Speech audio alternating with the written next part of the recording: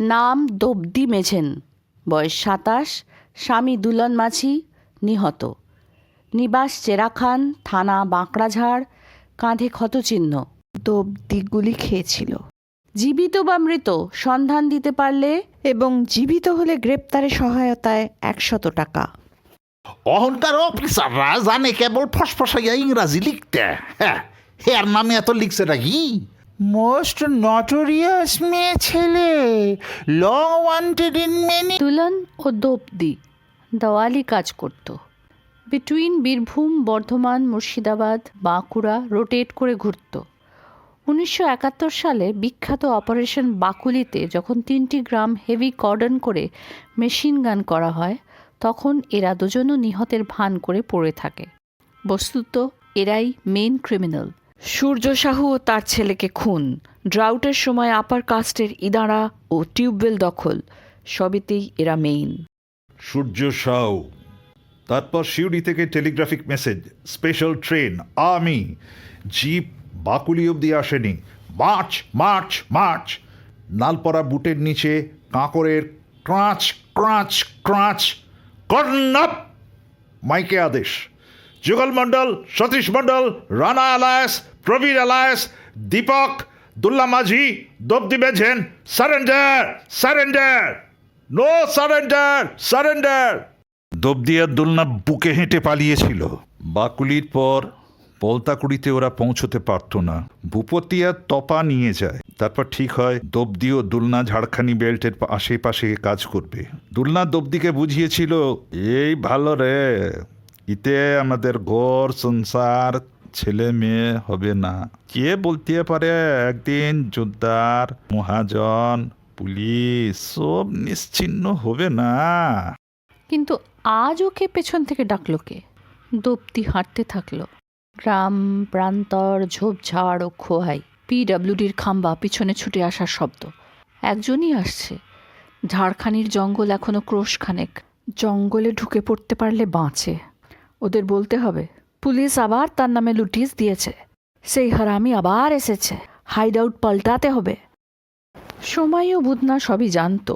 সময় ও বুধনা যে হারামি, তাতে সাঁওতাল হয়ে ওর লজ্জার কিছু নেই। দব্দির রক্ত চম্পাভূমির পবিত্র কালো রক্ত, নির্ভেজাল। চম্পা থেকে বাকুলি কত লক্ষ চাঁদের উদয়াস্তের পথ, রক্তে ভেজাল মিশতে পারত। দব্দির পূর্বপুরুষদের জন্য গর্ব হলো। তারা কালো কুঁচের কুচিলায় মেয়েদের রক্ত পাহারা দিত। সময় ও বুধনা জারজ, যুদ্ধের ফসল। নইলে কাক যদি বা কাকের মাংস খায়, সাঁওতাল সাঁওতালকে ধরতে হারামি করে না। দব্দি থমকে দাঁড়ালো। পেছনের পদশব্দ ঘুরে সামনে এসে দাঁড়ালো। দব্দির বুকের নিচে কানালের বাঁধ ভাঙল। সর্বনাশ! সূর্য সাহুর ভাই রতনী সাহু। সামনের ঢিবা দুটি এগোলো। সময় ও বুধনা, ওরা ট্রেনে পালায়নি? দব্দি এখন 2 হাত ছড়িয়ে আকাশ পানে মুখ তুলে জঙ্গলের দিকে ঘুরে গিয়ে সর্বসত্তার শক্তি দিয়ে কুলকুলি দিল।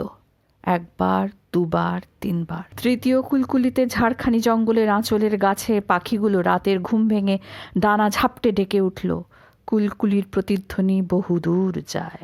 সন্ধ্যা 6:57 দ্রৌপদী মেঝেন অ্যাপ্রিহেন্ডেড হয়। ওকে নিয়ে ক্যাম্প পর্যন্ত পৌঁছতে লাগে 1 ঘন্টা। ঠিক 1 ঘন্টা জেরা চলে।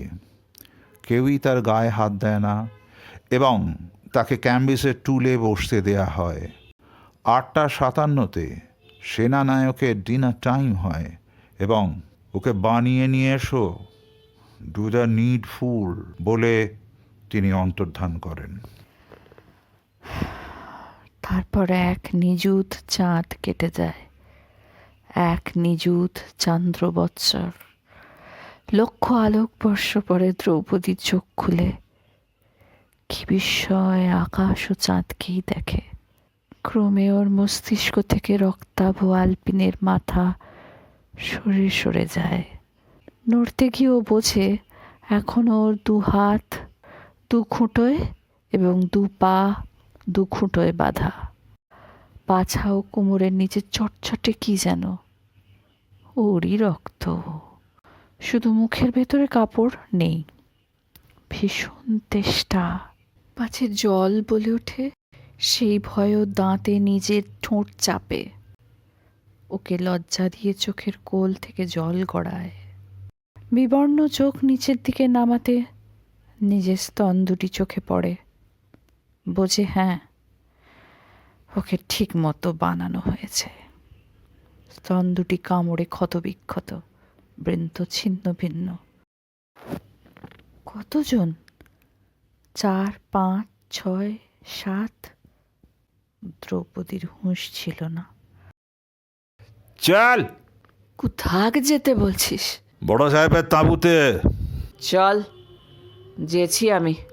শান্তি জলের ঘটি এগিয়ে দেয়।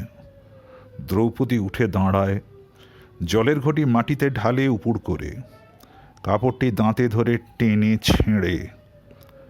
শান্তি এবংবিধ আচরণ দেখে বৌরা হো গিয়া বলে ছুটে হুকুম আনতে যায়। জেলে পাগলা ঘন্টি পড়লে যেমন হয়, ছুটোছুটি লেগে যায়। সেনানায়ক বিস্মিত হয়ে বেরিয়ে এসে দেখেন সূর্যের প্রখর আলোয় উলঙ্গ দ্রৌপদী সোজা মাথায় হেঁটে তাঁর দিকে আসছে। সন্ত্রস্ত শান্তিরা তার কিছু তফাতে। একই বলতে গিয়ে তিনি থেমে যান। দ্রৌপদী তার সামনে এসে দাঁড়ায়, উলঙ্গ, উরু ও জনিকেশে চাপ চাপ রক্ত, দুটি স্তন, দুটি ক্ষত। একই তিনি ধমকাতে যান।